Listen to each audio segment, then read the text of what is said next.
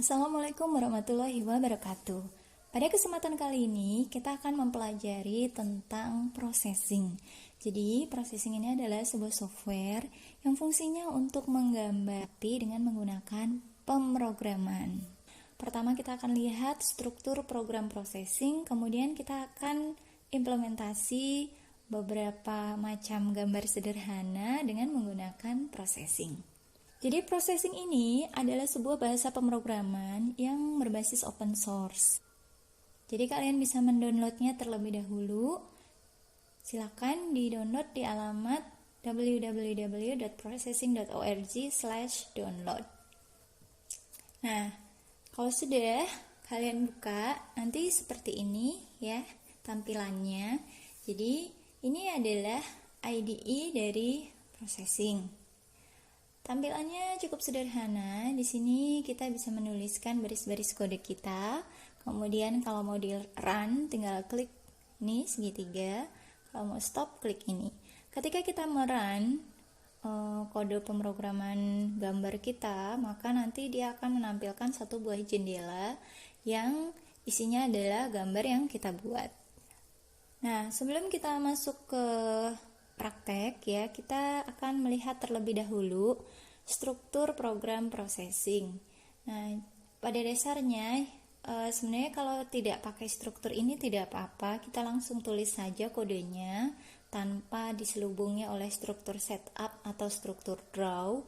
Di dalam processing ini ada satu buah prosedur yang mungkin mirip seperti prosedur main pada Java ya. Jadi processing ini bahasanya itu menggunakan bahasa Java, meskipun bisa juga diganti dengan bahasa yang lain ya. Tapi di sini kita gunakan yang pertama adalah prosedur setup. Jadi prosedur setup ini sesuai namanya berfungsi untuk melakukan inisialisasi program, dan di dalamnya kita bisa men-setup misalnya seperti ukuran kanvas gambar kita, warna background. Nah, di dalam setup kita juga bisa langsung menggambar. Jadi misalnya setelah kita buat kanvas, kita gambar kotak, gambar lingkaran, kasih warna dan seterusnya. Nah, di sini selain di dalam setup, kita juga bisa menggambar di dalam sebuah prosedur yang namanya prosedur draw. Jadi prosedur draw ini adalah prosedur khusus yang memang fungsinya itu untuk tempat kita menaruh gambar kita. Akan tetapi bedanya apa? Kalau tadi kita bisa gambar langsung di setup, kok ini dimasukkan dalam prosedur khusus draw. Jadi prosedur draw ini adalah prosedur yang akan dipanggil secara terus-menerus. Jadi dia itu akan di loop terus-menerus ya, dipanggil secara kontinu. Misalnya kita membuat sebuah prosedur draw ya, maka dia akan dieksekusi dari awal sampai akhir, diulangi lagi dari awal sampai akhir dan seterusnya. Sampai kapan eksekusinya itu akan berhenti? Yaitu sampai programnya itu kita matikan, kita close gitu ya. Atau kita juga bisa menambahkan perintah untuk menghentikan looping draw. Oke, nanti di beberapa contoh saya lebih banyak memasukkan gambar di setup langsung tanpa membuat di prosedur draw. Nah, jadi dua prosedur ini adalah prosedur khusus ya, yang hanya boleh ada satu dalam satu buah program processing. Kalian juga bisa membuat prosedur sendiri, prosedur lain ya. Nanti tinggal prosedur baru itu misalnya prosedur gambar ya, di dalamnya kalian masukkan kode gambar kalian. Nah, prosedur yang ada di luar setup harus dipanggil di dalam setup untuk bisa dijalankan. Tapi kalau draw ini tidak perlu dipanggil, dia akan dijalankan secara otomatis dan terus-menerus dijalankan.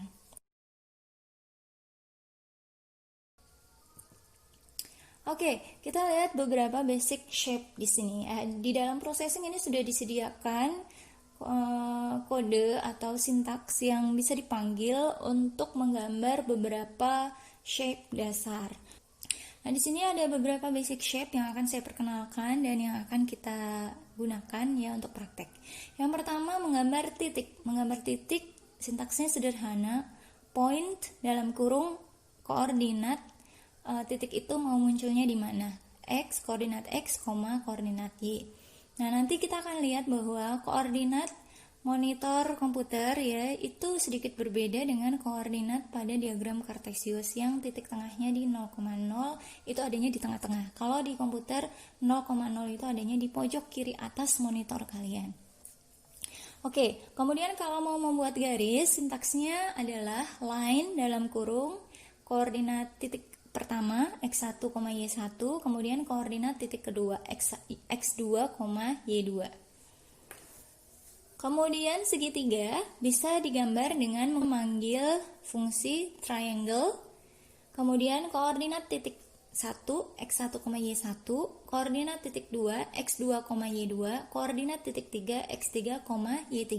Kemudian untuk membuat sebuah persegi 4, kita bisa menggunakan fungsi kuad di sini.